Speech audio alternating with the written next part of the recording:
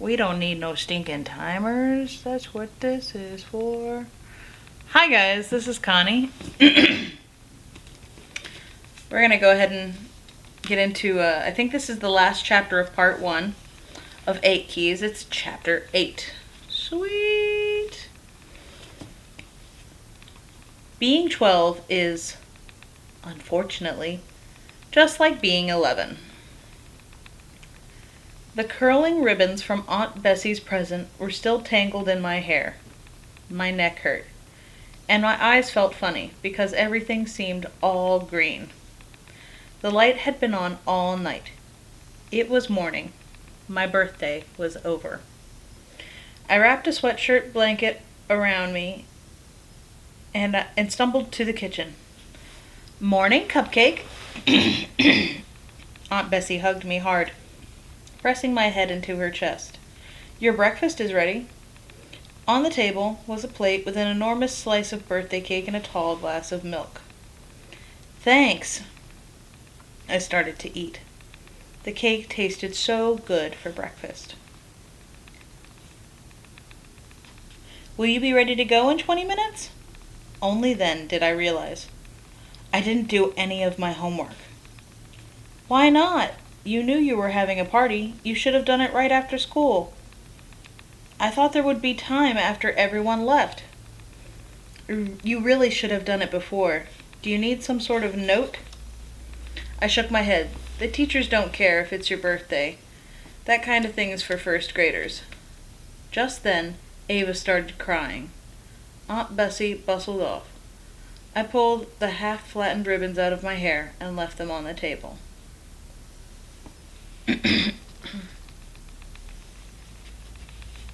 Franklin decided to go to an interested in student government meeting during lunch. I was definitely not interested. So I headed to the cafeteria on my own for the first time. I wasn't sure where to sit. The lunchroom is big, crowded with kids from all grades, so it doesn't seem like the friendliest of places without your trusted buddy.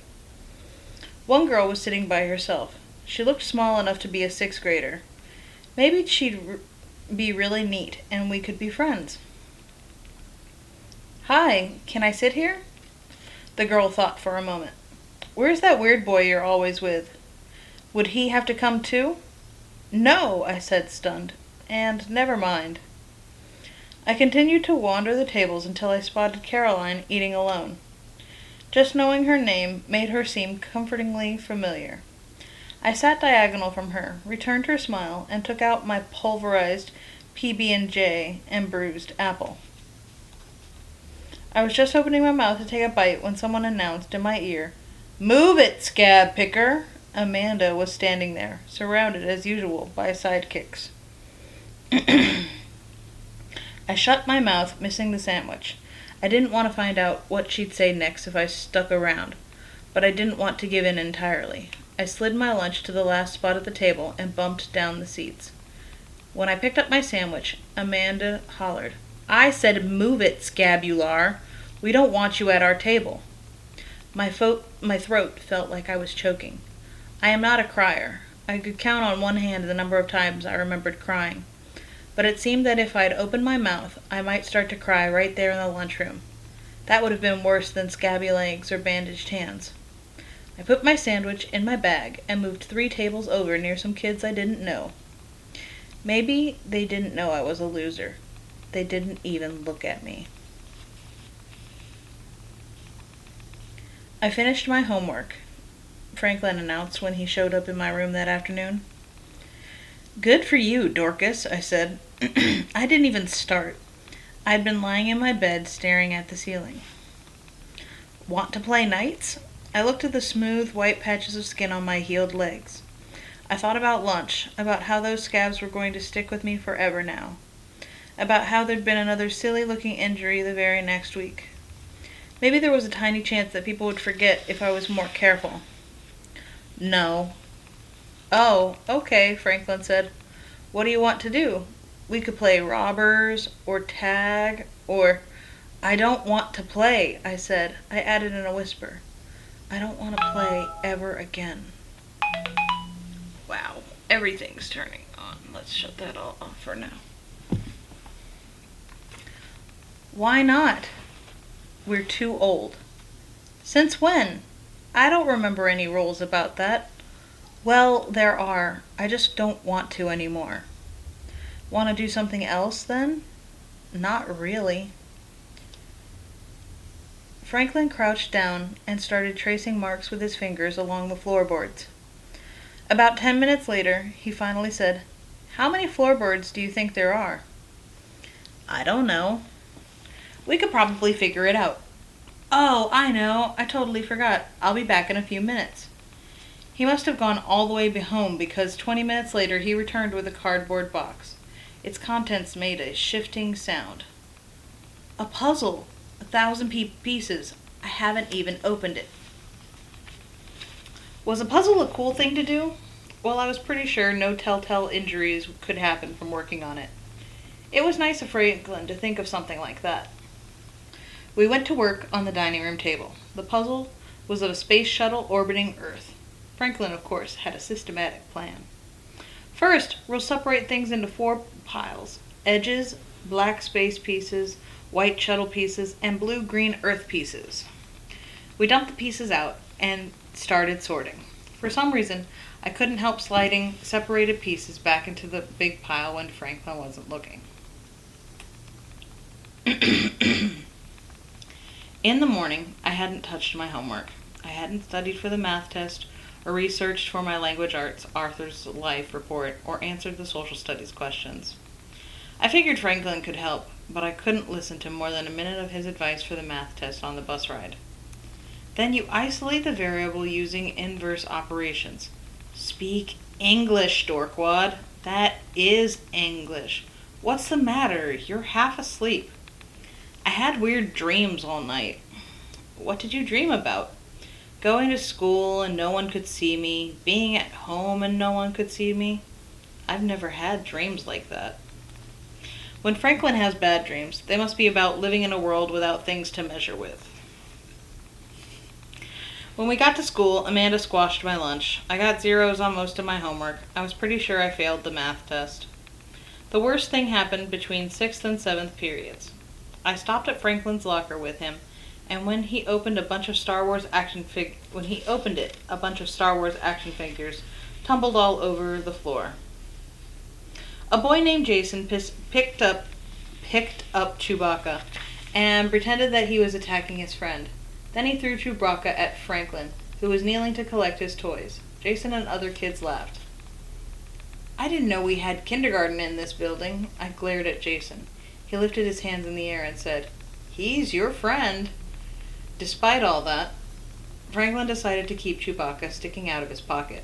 It was impossible to forget the whole thing, sitting in Spanish with Chewbacca peering at me. On the walk home from the bus, I trudged silently next to Franklin. We live in opposite directions, so we started off as heading to my house, because it was in the direction my feet went in automatically. "Want to come over?" Franklin asked.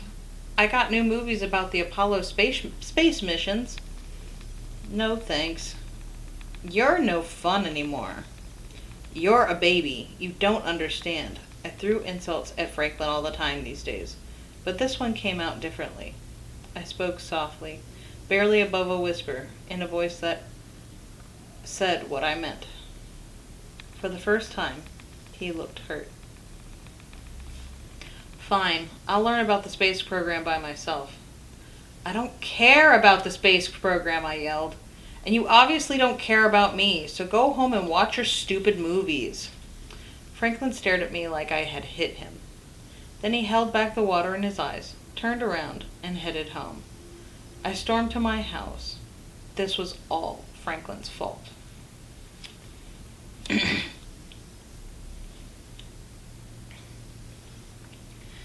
The next day was even worse. Because I hadn't done my homework again, I was in even more trouble. Franklin wasn't speaking to me. Okay, he was speaking to me, but not like a friend would. He sat with Diana at lunch. I walked by and overheard her talking about how she watched her gerbil push out a bunch of babies last night. Yuck. I picked a different table, which was fine, really, because even though you aren't allowed to bring work to lunch, I had snuck my social studies book. I was going to try to finish the questions from yesterday. I put my heading on the paper and set the book on my lap, under the table, so it was pretty hidden. I tapped the eraser of my pencil on the pages as I read. I was never going to finish the reading, let alone get to the questions. It was hopeless. Like me. "There's a better way to do that, you know," a voice said. The voice wasn't mean. It sounded kind. I looked up to see that Caroline had sat next to me. "What?" "You're doing it wrong. There's a better way." She gently took the book and turned to the end of the section. "Read the question first so you know what's important to look for. Then skim the text until you find the answer. The answer to the next question will be after that, so go in order. If you sit there and read it, you won't remember the answers, and you'll have to look for them again anyway." "Thanks. You're really smart, Caroline." She shook her head. "You are," I insisted. "No. I'm annoying. No one likes it."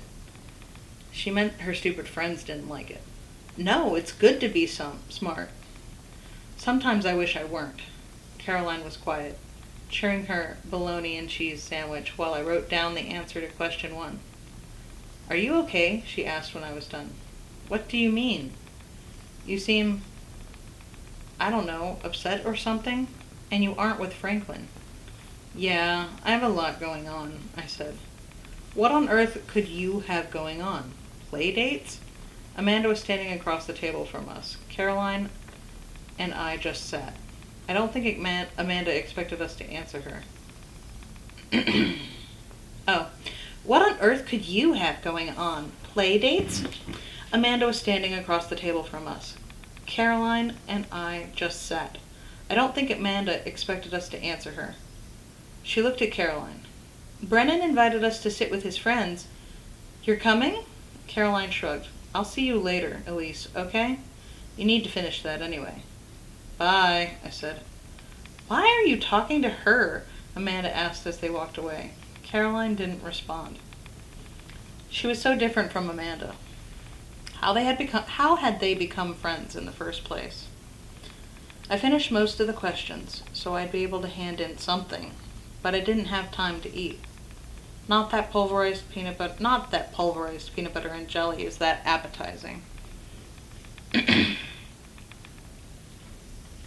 Cricket.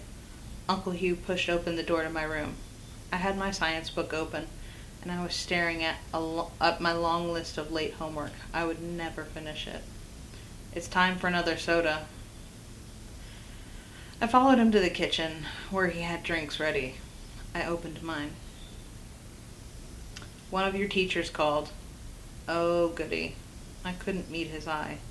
"It seems like you haven't been doing any work lately." "That's not true. I did some. I've been trying." Uncle Hugh twisted the bottle in his hand and started to peel off the label. "I got a call from Franklin's mother, too. Apparently Franklin is all upset that you hate him, and he doesn't know why." "The worm," I said. "He should know why." "You hate him?" "No, I don't hate him. He just made me mad." "So as far as I can tell, you're getting to school, right?" "Yes. But things don't seem to be any better." "Why would they be better?" I asked quietly. "Nothing's changed." "Well, sometimes things don't change on their own. Sometimes we have to change them." "I don't know what to do." "Try little things, like we talked about before. Homework first. Be patient with Franklin. He's still the same friend to you he's always been. What else is going on?" "Nothing." "Then start with the homework and Franklin, and spend more time with us, too. You haven't been in the kitchen with Bessie much lately. Get to know Annie and Ava. We all love you already. You don't have to prove anything to us." I nodded. I hadn't been hanging out with Aunt Bessie because I could never get her to myself. I didn't want to spend extra time with Annie and Ava, especially not since Annie had been talking with Bessie about working for her catering company. Would I get any time with Aunt Bessie if that happened? "Did I see you with a big list of homework before I interrupted you?" Yes, go get it. And all your books and stuff, too. We'll set you up here in the kitchen. It'll be easier. We'll be here. That night, I stayed up wondering about what Uncle Hugh had said about how things don't change on their own. I'd been waiting to be 12, like I would miraculously be different, but I wasn't. Then I thought about Dad's letter. He'd written something kind of like what Uncle Hugh had said. I got the letter and found the spot again. In great part, we mold ourselves. Then I was stuck on something else, on the words discover and unlock. Unlock, unlock, unlock, unlock. All of a sudden I remembered it. The key in Uncle Hugh's workshop. Was that what Dad meant by unlock? I would literally unlock something? But what? What was locked? As I got sleepier, I pictured things that were locked with keys. Houses, old trunks, cars, padlocks, doors. I sat up in bed, suddenly awake. There were 8 locked doors upstairs in the barn. 8 of them. Could those be for me? But the feeling of excitement disappeared almost as quickly as it had come. Those doors were off limits. They always had been. I checked Dad's letter again. Discover and unlock when you are ready. Maybe I just hadn't been ready. But now I was ready for something to be different. For anything to be different. Tomorrow, I'd take a chance and see what that key opened up. It had my name on it, after all. And that's the end of part 1. Awesome. Be careful with that and enjoy. Please. Thank you. Now I have to find a way to hit the record button. Oh, I'll just do this.